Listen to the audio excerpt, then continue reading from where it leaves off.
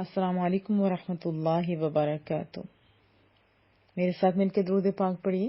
مولایا صلی وسلم دائما ابدا علی حبیبک خیر الخلق کلہم۔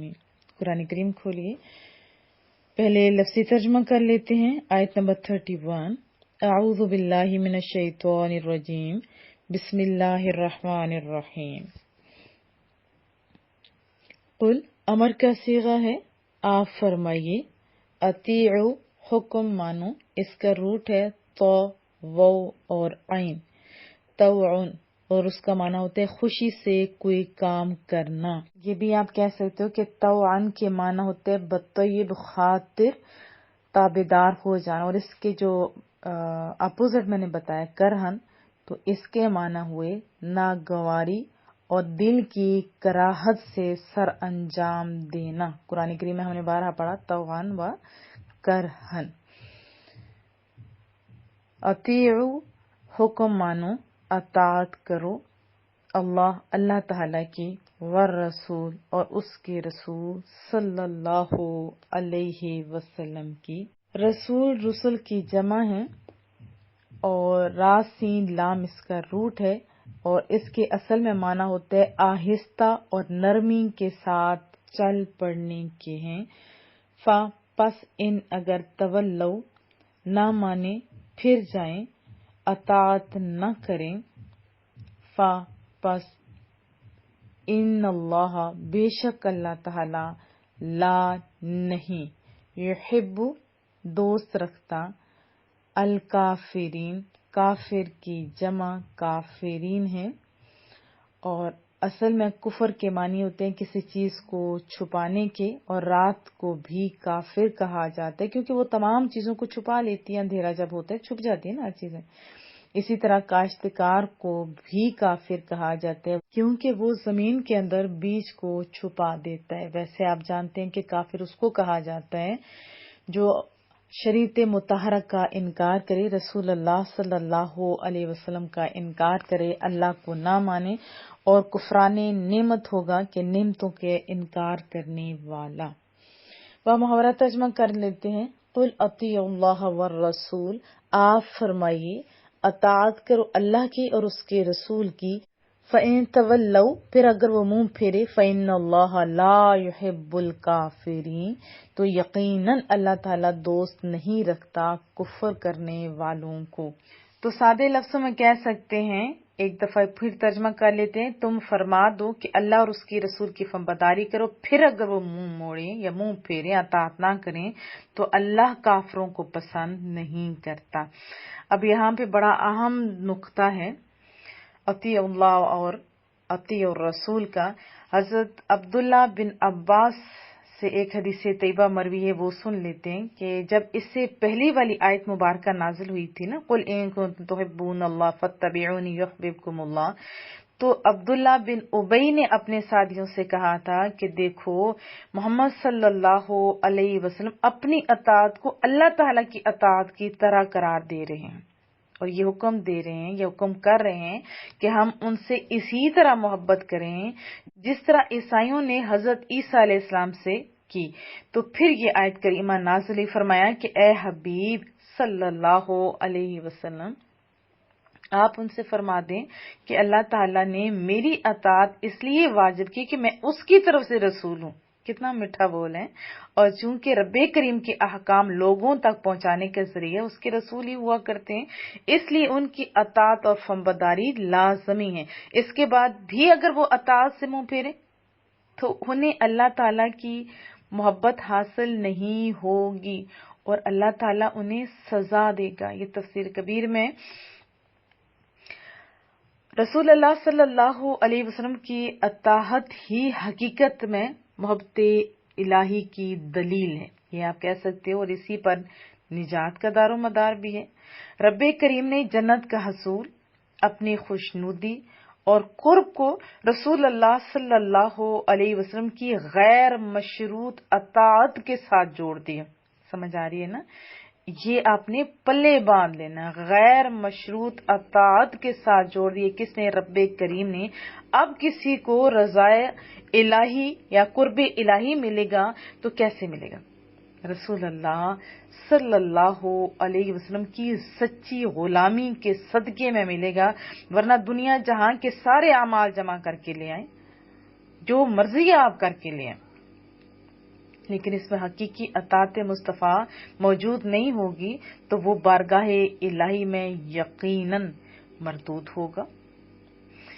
حضرت ابو ہریرہ سے مروی ہے، رسول اللہ صلی اللہ علیہ وسلم نے فرمایا کہ میری ساری امت جنت میں داخل ہوگی مگر جس نے انکار کیا۔ صحابہ کرام اجمعین نے بڑی آسانی کر دی ہمارے لیے، فوراً عرض کی یا رسول اللہ صلی اللہ علیہ وسلم انکار کون کرے گا؟ پھر محبوب کریم نے جواب دیا جس نے میری اطاعت کی وہ جنت میں داخل ہوا، اور جس نے میری نافرمانی کی اس نے انکار کیا۔ یہاں کلیئر کٹ بتا دیا۔ یہ بخاری شریف کی حدیث سے طیبہ ہے۔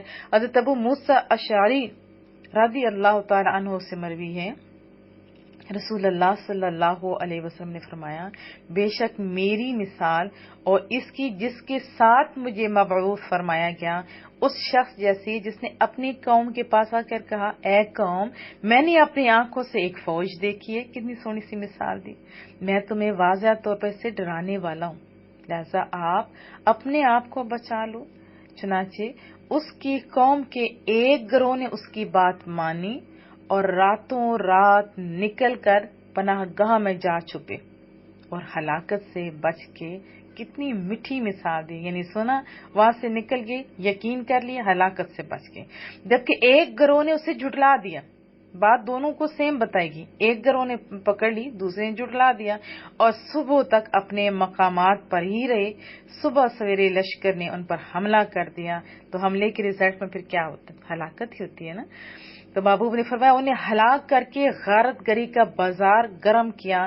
تو بس یہ مثال ہے اس کی جس نے میری اطاعت کی اور جو میں لے کر آیا ہوں اس کی پیروی کی، اور اس شخص کی مثال ہے جس نے میری نافرمانی کی اور جو میں حق لے کر آیا ہوں اسے جھٹلایا۔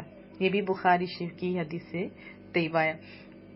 ابھی جو میں حدیث طیبہ آپ کو سنانے والی اس کے راوی حضرت مقدام ہیں، اور یہ کان کھول کے سننے والی حدیث طیبہ ہے۔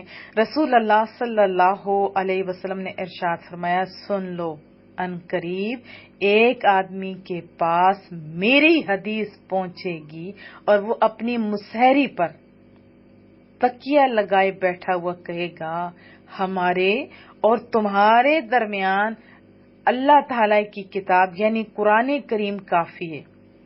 ہم جو چیز اس میں حلال پائیں گے اس سے حلال سمجھیں گے اور اس سے حرام سمجھیں گے جس سے قرآن میں حرام پائیں گے، حالانکہ اللہ تعالیٰ کے رسول نے بھی اسی طرح حرام کیا ہے جس طرح اللہ تعالیٰ نے حرام کیا ہے۔ یہ ترمذی شریف کی حدیث طیبہ ہے۔ سچ تو یہ ہے کہ جب انگریز نے کہا تھا نا کہ مسلمان کو مٹانا ہے تو ان کے دل سے محبت رسول مٹا دو، یہ اس کی چال تھی۔ اس وقت بڑے بڑے شعر اٹھے تھے اعلیٰ حضرت علامہ اقبال رحمت اللہ علیہ۔ یہ شعر جو آپ سنتے ہیں نا کہ محمد سے وفا تو نے تو ہم تیرے، یہ اس پہ بڑی غور کی بات ہے کہ محمد سے وفا تو نے تو ہم تیرے ہیں، یہ جہاں چیز ہے کیا لوح و قلم تیرے ہیں۔ جب ہم 31 آیت مبارکہ پڑھ رہے تھے تو اس کے تحت میں نے آپ کو ایک حدیث طیبہ جو بہت ہی مشہور ہے سنائی تھی۔ رسول اللہ صلی اللہ علیہ وسلم نے فرمایا تم میں سے کوئی اس وقت تک مومن ہو ہی نہیں سکتا جب تک میں اسے اس کے جان مال یعنی ہر چیز سے پیارا نہ ہو جاؤ۔ اب مومن ہی وہ ہوگا جس کے دل میں محبوب کریم کی محبت ہوگی، ورنہ جو کچھ پر عبادات کوئی بھی نیک کام کرتے رہو تو قابل قبول نہیں۔ اب دیکھا جائے نیک کام تو ابھی اس ٹائم یہ مدر ٹریسا اور یہ بڑے بڑے جو غیر مسلم لوگ ہیں وہ بھی تو کر رہے ہیں، ہاسپٹل فری بنا رہے ہیں اور بھی بڑے لوگوں کی مدد کر رہے ہیں۔ کیا ان کو یہ ساری چیزیں کام آئیں گی؟ نہیں۔ انہوں نے اطاعت مصطفیٰ نہیں کیا، انہوں نے رجسٹریشن نہیں کروائی، انہوں نے لا الہ نہیں پڑھا، تو یہ چیزیں خالی دنیا میں ان کے شہرت کا سبب تو بن سکتی ہیں لیکن آخرت میں ان کا کوئی حصہ نہیں۔ اسی طرح کوئی لا الہ بھی پڑھ لے لیکن رسول اللہ سے سچی محبت نہ کرے تو کیا فرمائے وہ مومن ہو ہی نہیں سکتا۔ یہ بھی تھوڑا لمحہ فکریہ ہیں۔ اب دیکھیں اس آیت میں بھی دعوت اسلام قبول کرنے والوں کو حکم دیے جا رہے کہ تم اللہ اور اس کے رسول کی اطاعت کرو۔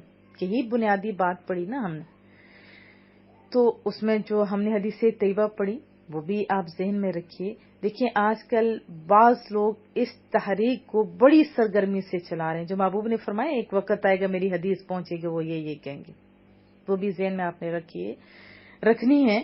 تو دیکھیں یہی آج کل ہمیں نظر آ رہا ہے، اس تحریک کو بڑی سرگرمی سے چلا رہے ہیں کہ ہمیں صرف قرآن کا اتباع کرنا چاہیے، سنتے نبی کی پیروی کی ضرورت نہیں۔ اب حیرانگی کی بات ہے کہ قرآن کے احکام کا اتباع کرنے کے دعوے کے ساتھ وہ انکار سنت کی کیسے جرأت کرتے ہیں؟ کیا قرآن کریم نے ہی بے شمار مقامات پر نہایت واضح اور زوردار انداز میں حکم نہیں دیا؟ ذرا ایک لمحہ ٹھہر کے سوچئے، کیا قرآن کریم نے ہی یہ حکم نہیں دیا کہ اللہ تعالیٰ کے اس رسول برحق کی اطاعت کرو، جو ابھی ہم آیت کریمہ پڑھ رہے ہیں، اس کا حکم مانو، اس کے اسوہ حسنہ کو اپناؤ؟ تو گویا رسول اللہ صلی اللہ علیہ وسلم کے اطاعت اور فرمانبرداری قرآن کریم سے کوئی الگ چیز نہیں ہے، بلکہ یہ قرآن ہی کی بے شمار آیات کی تعمیل ہے۔ اگر دیکھیں ہم لوگ یا آپ لوگ سنتے نبی صلی اللہ علیہ وسلم کی پیروی سے انکار کریں گے تو آپ نے صرف سنت کا ہی انکار نہیں کیا، بلکہ اپنی مرضی کی آیات پر آپ نے ایمان رکھا، اپنی جو خلاف تھی یعنی بہت ساری بے شمار آیات کا انکار کر دی، یہ آپ سادے لفظوں میں کہہ سکتے ہو۔ مجھے بڑا اچھا لگا ایک اتباع کے بارے میں امام ابو الحسن آمدی نے جو لکھا ہے، وہ بھی آپ سن لیں گے تو آپ کو مزہ آئے گا۔ یعنی کسی کے فعل کے اتباع کا یہ معنی ہے کہ اس کے اس فعل کو اس طرح کیا جائے جس طرح وہ کرتا ہے، اور اس لیے کیا جائے کیونکہ وہ کرتا ہے۔ اور امام آمدی اطاعت کے مفہوم کی زیادہ وضاحت کرتے ہوئے یہ لکھتے ہیں کہ جب کوئی شخص کسی دوسرے کی عزت اور احترام کے باعث بعینہ یعنی ایز اٹ از اس کے فعل کی طرح کوئی فعل کرے تو وہ اس کا مطیع کہلاتا ہے۔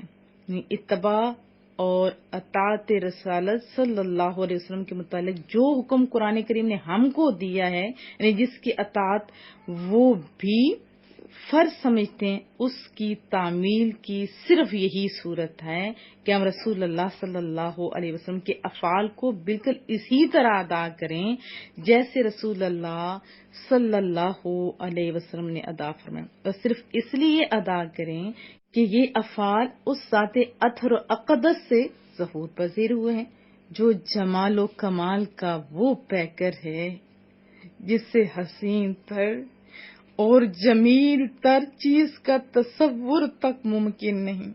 کاش ہم قرآن کریم کے الفاظ کو اپنی من گھڑت تعویلات کا اکھاڑا بنانے سے باز رہیں، اور اس آیت کے آخر میں اتباع اور اطاعت رسول سے روگردانی کرنے والوں کو جن الفاظ سے یاد کیا گیا ہے اس پر ذرا غور کریں کہ ہم بھی تو وہ نہیں کرے جو ابتدا میں نے آپ کو عبداللہ بن ابی کے بارے میں بتایا تھا۔